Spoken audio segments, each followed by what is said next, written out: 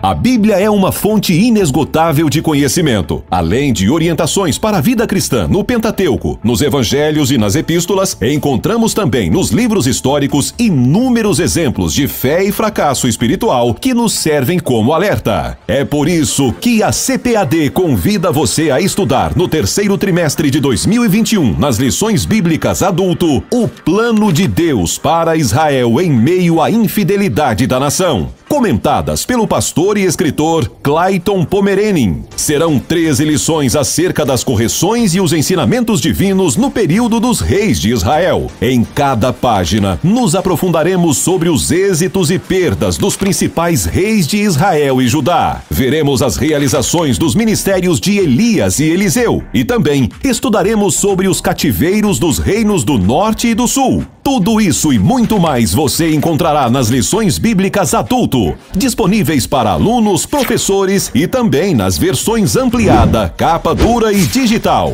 E nas lições bíblicas jovens, um tema de grande importância: vigilância, justiça e o culto a Deus. Um chamado para a igreja nos escritos dos profetas menores, comentadas pelo pastor e escritor Israel Trota. Com ela entenderemos sobre a atualidade das mensagens dos profetas Ageu, Joel, Abacuque e muito mais. Lições Bíblicas, um produto com a qualidade CPAD. Não perca tempo e adquira hoje mesmo o seu exemplar. www.cpad.com.br ou visite uma de nossas lojas. Teremos um grande prazer em recebê-los. À venda em todas as livrarias evangélicas do Brasil. E você ainda pode fazer seu pedido por telefone 0800 021 7373. Aprenda mais sobre as riquezas contidas na Palavra de Deus. CPAD, a editora da Escola Dominical.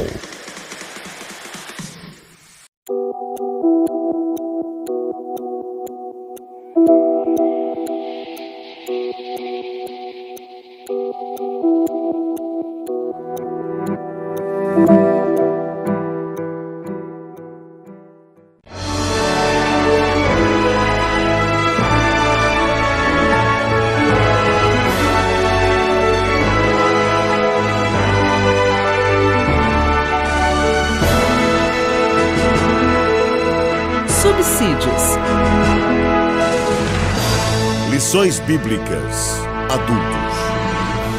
Lição 12. O diaconato. Meus caros irmãos, pastores, professores, alunos e superintendente da Escola Dominical, na lição de hoje, a 12ª do segundo trimestre, que tem como título o diaconato. Trata-se de lição importante para a vida organizacional das igrejas locais, pois evidencia o papel daqueles que, a exemplo do que ocorreu em Atos, capítulo 6, cooperam nas atividades de assistência aos necessitados e também nas atividades de apoio às atividades pastorais. A Assembleia de Deus no Brasil, ao longo da sua história, tem consagrado milhares de servos de Deus na função de diácono, os quais iniciam sua vida ministerial. Que o Senhor nos ensine, nos edifique pelo Espírito Santo, através dessa preciosa lição bíblica. Está escrito na Palavra de Deus: porque os que servirem bem como diáconos adquirirão para si uma boa posição e muita confiança na fé que há em Cristo Jesus. 1 Timóteo 3,13. O crescimento vertiginoso da igreja, nos seus primórdios, trouxe diversos problemas. Entre os conversos, havia pessoas de outros lugares, além de judeus. Os problemas espirituais e sociais não tardaram a surgir.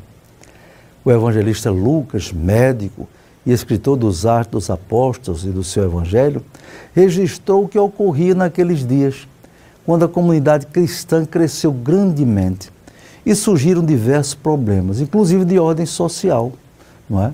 E os líderes da igreja resolveram reunir a assembleia e buscar a solução para o atendimento daqueles problemas que afligiam os irmãos carentes.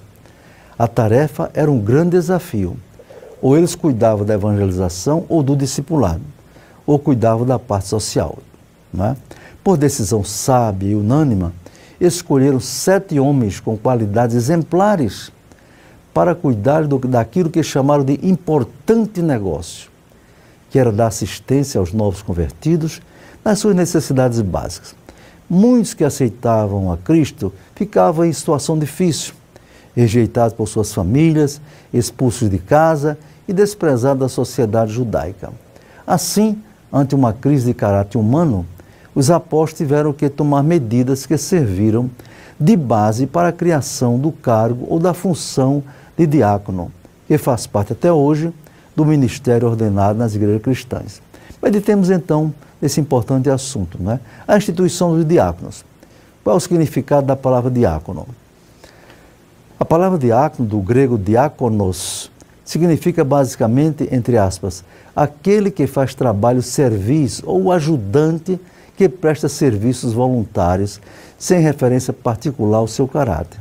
Ocorre no Novo Testamento em alusão aos criados domésticos, como em João, capítulo 2, 5, 9. Ou também se refere a empregados, entre aspas, domésticos, conforme João 2, 5 e 9, não é? Ou seja, diácono quer dizer, de maneira bem simples, alguém que é servo, submisso a um senhor ou um patrão. Mas também a palavra diácono quer dizer um servo ou um ministro, no contexto do Novo Testamento. Para a nossa cultura eclesiástica, parece difícil admitir que um diácono seja um ministro. No seu significado etimológico, essa palavra tanto se refere a um servidor subalterno, que trabalha como servo de um senhor, como um assistente ou um discípulo. Refere-se também a ministros, mestres das coisas de Deus, e que atuam em favor de Deus. Você pode ter ideia disso em 1 Coríntios 3, 5, 2 Coríntios 3, 6, Efésios 6, 21. Em especial, também uma referência a um mestre, né? O pastor cristão, no sentido técnico, um diácono, uma diaconisa. Diácono, ministro ou servo, não é? É um substantivo com significado de ministro, servo, assistente. Então veja, como foi a instituição dos diáconos na Bíblia? O ministério, o serviço dos diáconos, surgiu a partir de uma bênção e de um problema e de uma murmuração. A bênção foi o crescimento extraordinário dos que criam Jesus e o aceitavam como Salvador, deixando o judaísmo e outras religiões e tornavam-se cristãos. O problema foi causado pela situação social de muitos que aceitavam a fé, especialmente envolvendo viúvas dos gregos ou gentios que aceitavam o Evangelho. A murmuração foi a reclamação desses que se julgavam discriminados pelos líderes da igreja em relação ao atendimento de suas necessidades, não é? Básicas. Diz o texto bíblico: ora, naqueles dias, crescendo o número dos discípulos, houve uma murmuração dos gregos contra os hebreus, porque as suas viúvas eram desprezadas no ministério cotidiano. E os 12, convocando a multidão dos discípulos, disseram: não é razoável que nós deixemos a palavra de Deus e sirvamos às mesas. Escolhei, pois, irmãos dentre vós, 7 varões de boa reputação, cheios do Espírito Santo e de sabedoria, aos quais constituamos sobre este importante negócio. Mas nós perseveraremos na oração e no ministério da palavra. E este parecer contentou a toda a multidão. E elegeram Estevão, homem cheio de fé e do Espírito Santo, e Filipe, e Prócoro, e Nicanor, e Timão, e Pármenas, e Nicolau, prosélito de Antioquia, e os apresentaram ante os apóstolos. E estes, orando, lhes impuseram as mãos, e crescia a palavra de Deus em Jerusalém, e se multiplicava muito o número dos discípulos. E grande parte dos sacerdotes obedecia à fé. Atos 6, 1 a 7, não é? Mas os líderes da igreja foram sábios. Não procuraram resolver tamanha questão sozinhos. Reuniram a multidão em assembleia ou a eclésia, a igreja, e elegeram 7 homens com qualidades exemplares sobre aquele importante negócio, para que os líderes pudessem perseverar na oração e no ministério da palavra. Podemos ressaltar que, na maioria das igrejas, os diáconos estão desviados da função para que foram instituídos, que foi cuidar da assistência social aos carentes. Mas sua escolha é de grande valor para o funcionamento ministerial das igrejas cristãs. Concluindo, dizemos que o diácono é oficial da igreja, que pode exercer diversas tarefas, todas muito importantes nas igrejas locais. não deve ser considerado um subalterno dos superiores entre aspas, da igreja. Os diáconos foram instituídos para cuidar de importante negócio. Quando a comunidade cristã cresceu e surgiram problemas que demandavam atenção e cuidado, né? Principalmente quanto aos necessitados e carentes sociais. Hoje eles são utilizados em trabalhos diferentes, como recolhimento das contribuições no culto, na distribuição dos elementos da ceia do Senhor, e seu valor deve ser considerado pela liderança das igrejas. Em sentido lato, a rigor, com base na palavra de Deus, todos somos diáconos, pois todos somos servos de Deus. Que Deus nos abençoe e que continuemos a aprender através do Espírito Santo nessas lições. Amém. CPAD, a editora da Escola Dominical.